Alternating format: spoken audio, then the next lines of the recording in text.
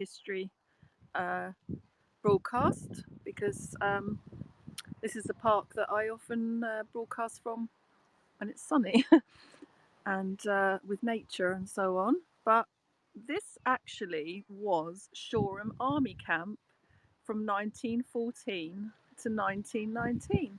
So I'm going to show you a picture of the map of it. So there were 15 battalions of infantry. Obviously that was the First World War. We're actually here at the moment. Hopefully you can hear me okay, guys. And in 1914, on the 12th of September, 12,000 recruits arrived for military training. Hey, good afternoon. The rain is back. So, how are you doing, John? Just doing a little history, because I do love history, as you know, under the umbrella. So, yeah, this was, as I say, army camp for 15 battalions, and originally I think they were all in tents. They had to dig trenches, so 12,000 arrived for training here and the beautiful greenery that I have shown you before, the South Downs. And they had to march and dig trenches in the chalk hills, and they actually lived in bale tents. But as you can imagine, living in a tent in the winter with all the rain and the mud and so on was very much a harsh environment. So they then actually moved into these huts or hutments which surrounded this park, which is kind of hard to believe now. So I'll just show you a picture of what those tents look like originally. Here they are. Those are the bell tents. Imagine living in that and digging trenches in chalk. Chalk is so hard to dig, hence all the fossils. Yeah, so so the connection is that the connection with Canada and South Africa is that over the next 5 years, 100,000 British, Canadian, and South African troops would stay at this army camp. So they would basically come here if they were injured. You just have to imagine there's an army camp here, guys. They would come here if it was injured, if they were injured, to retrain back to fitness. And by 1916, Shoreham Camp, along with Seaford Camp, which is further along the coast, was a very large base for the Canadian Expeditionary Force. So that is quite interesting. Has the park had I'm not sure what that's saying. So for the people that have just joined, I'll just show you a picture again of the map of where all the huts were for the 15 battalions. Oh, there we go. Officers' mess, number 1. Officers' quarters, number 2. I think so. I'll show you that in a second. Officers, oh, what does that say? Latrines or toilets. Barrack blocks, number 4. Number 5. Gosh, hard to read because with the rain and everything. Coal yard, number 18. Stables, number 19. I think 16. Dump pit. Very well organised. Anyway, washing up, number 19. So yeah, I think so. I'll actually show you that. Look, between 2014 and 2015, thanks to a Heritage Lottery grant, the hidden stories of Shoreham Army Camp were discovered. Worthing College students and local archaeologists training for war, and they found various things that would be worth investigating a little bit further. Probably have to go to Worthing Museum for that. So 20th of May 2016, yes, visit of the band's Grand Gala concert given entirely by the Canadians in the Coronation Hall. There you go. For 1 shilling, 6D and 3D. That's so cool. Oh, here you go. Metal detectors as well. They found long cut nails. That was the first one, used to construct the hutments. A First World War artillery horseshoe found on Slonk Hill.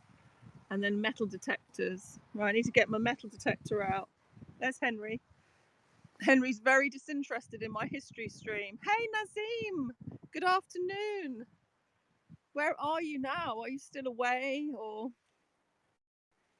Welcome to the English weather that is no longer sunny, as you can see. I'm just doing a little history of Shoreham Army Camp, which was this back in 1914 to 1919, along with all the surrounding areas. So there was a mutiny, however. Thank you for all your broadcasts, Nazim. I've caught quite a few replays. Oh wow, that looks like it's a really interesting place. Yeah, I'd love to go there sometime. He's probably dug up some of the archaeology. Yeah, you're right, John. Yeah, you've had good signal mostly, haven't you, Nazim? And hope you enjoy the rest of your visit. So yeah, there was basically there was a mutiny at the army camp, guys.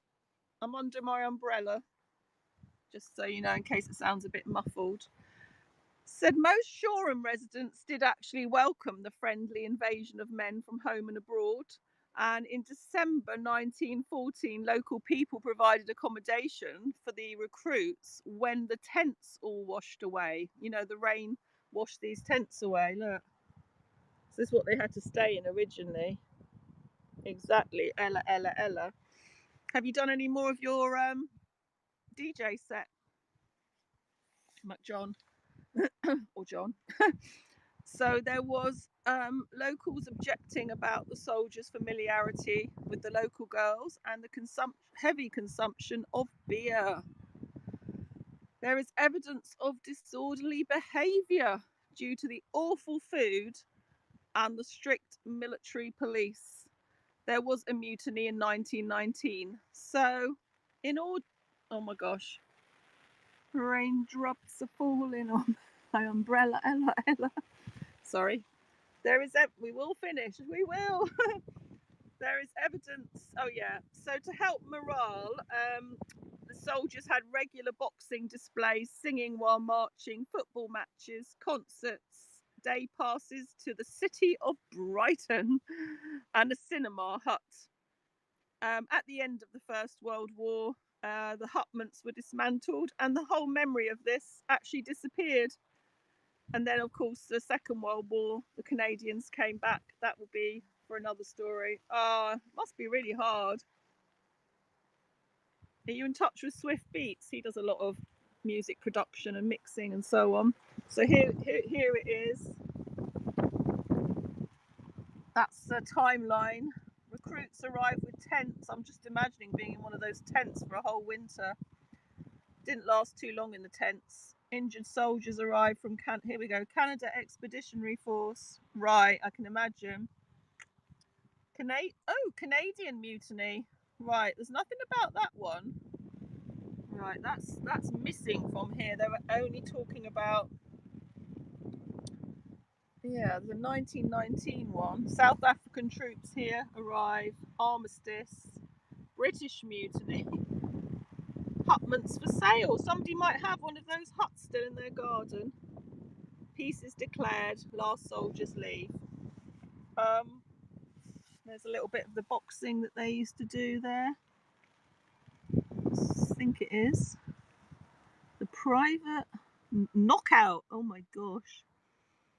Yeah, it doesn't look like they had any gloves on. And here's some of them dressed up there. And here's an example of the huts, what they look like when they were built. That's the Church Army hut there. Anyway, I thought I would just do this little broadcast. That's what I was thinking. The rain has descended. I intended to get out sooner, but I had to do some things. Henry said he wanted to go out anyway. Yeah, it'll be interesting to know where they may be. Hey, John, how are you doing? Welcome to the crazy weather.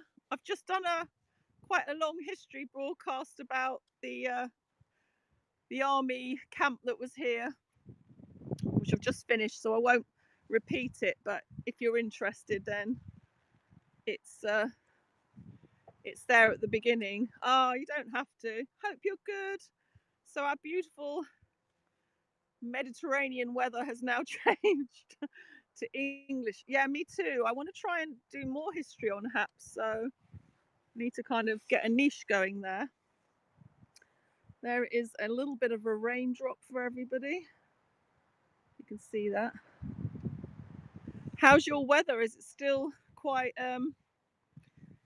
it was a little bit choppy, wasn't it, the last time? So we've now got rain, well, definitely today in some areas for a few days. Luckily I did bring the umbrella because it's getting a bit heavier now. There's quite a few music gigs going on here, John, but I haven't really felt like going any to be honest. Doesn't really appeal at the moment. If they were outside I probably would. I should do the which one? What does that say? Yeah, exactly. Yeah, it's busy enough just generally. Yeah, I agree. I was actually watching the swimming. I haven't really watched any of the Olympics. I think I just saw the street skateboarding finals. But oh, the lifeboats, the RNLI. I'd love to do that. They probably might let me in actually. It's me, I'm back again. That was cool. There's also a free virtual reality experience, but I wouldn't be able to stream that, would I? That's the problem. That I've discovered that's a Rampion offshore wind farm. You can go in, learn all about it. Yeah, the lifeboats, I enjoyed that. Yeah, I was watching the men's swimming marathon outdoor one. That was quite good. I kind of got hooked into that at midnight. Problem when you start watching a marathon. Oh, yes. Oh, really? Oh, wow. Oh, that's cool. Amazing. The swimmer, yeah. The German swimmer who won the marathon one, uh, the outdoor one, I might say, in the sea. I mean, the sea, it was so warm, they were saying, as it would be there. Yeah, that was a really good one. Really enjoyed that. I haven't caught too much of it. I don't know. I used to kind of watch quite a lot of sport, but as you can see, there are not many people out on my estate today, funnily enough. It looks a little grey yonder. Still got to track the house down that's here.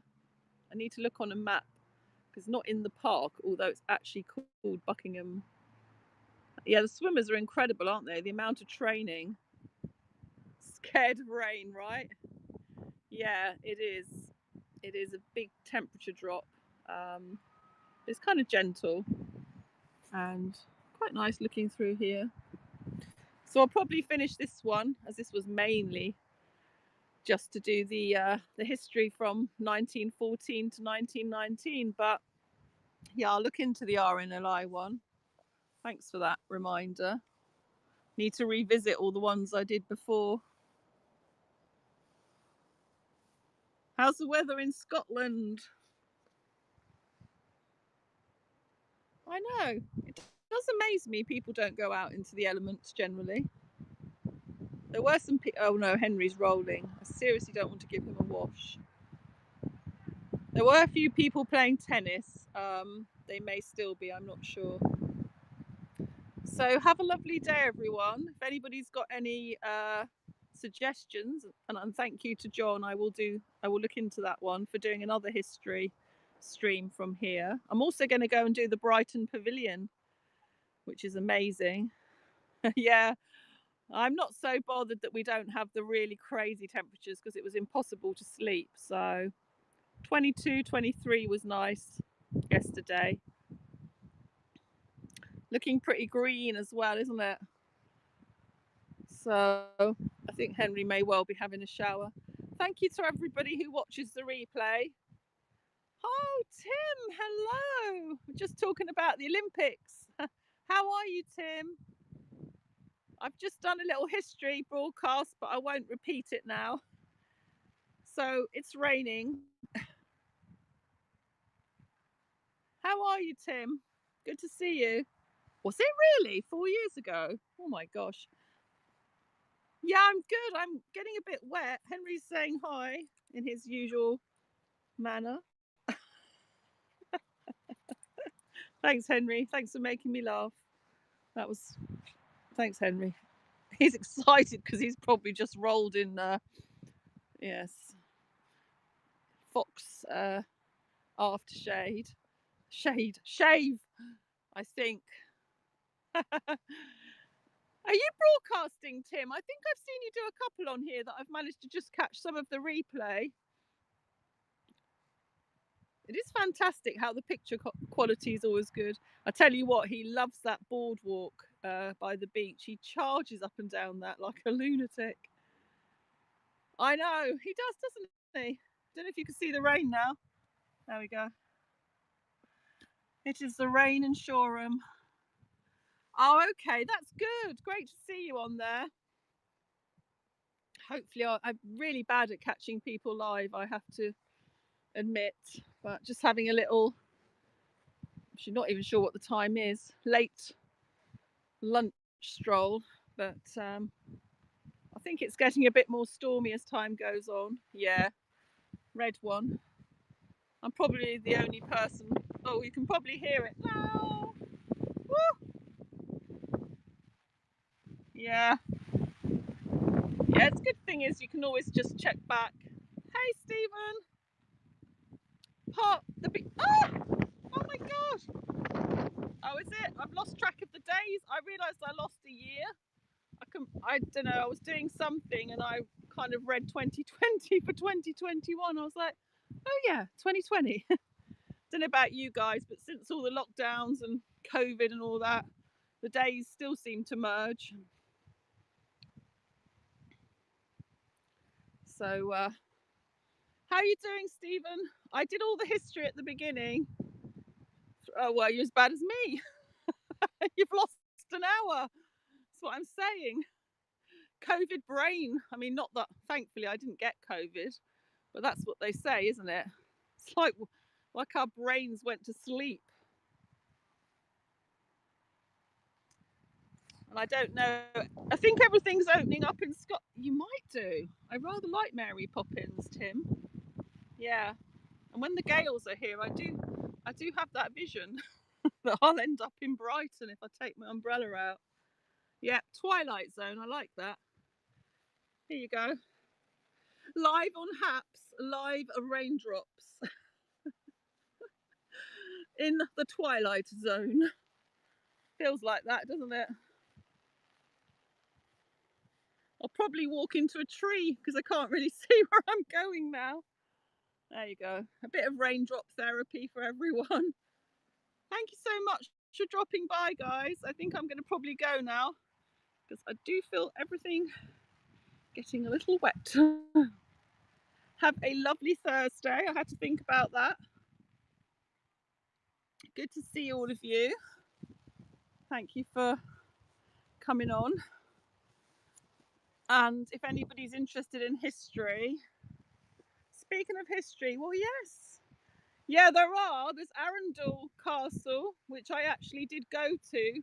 They had an amazing flower display. I mean, we're talking like cute. Yeah, bye John, take care. Kew Gardens thing. Problem is I was with other people then and I didn't feel I could really stream it. It actually got broken into after that. Yeah, Arundel Castle's amazing. Yeah, there are. Do you know the problem? A lot of the time there's really poor signal at those places. I think I did a little stream from that one, tiny. So you could make a trip, and I mean, they're not sort of on my doorstep. I think Kent has a few. Surrey. But there is, of course, Brighton Pavilion, which looks like an Oriental palace. Is quite amazing. So I was thinking of going there because that's not too far to go to, and it just looks stunning from the outside. Right. These trainers are not waterproof, I can tell you that. So yeah, I'm going to look into doing some castles and try and work out where there would be signal, because I know, yeah, I've had a few people say that to me. I guess we just accept we have all these old historic buildings here, kind of forgetting that other people don't. There we go. Okay, guys, I don't think you can even see the sea today. Let me see. Can I see? You can't see the sea. So the sea, oh my gosh. John, that's the sea down there. Hang on, before I go. Oh, wouldn't fancy being out at sea because I can't even see. Can't even see it. It's there. Oh, that's really misty. I think it's going to be a cozy getting back inside ASAP, Henry. Yeah, it's just wet dogs out now.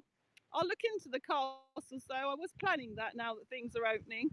Take care, everybody. Have an awesome day, morning, evening, nighttime. From the sea, you can't see the park and history on part 1. Thank you.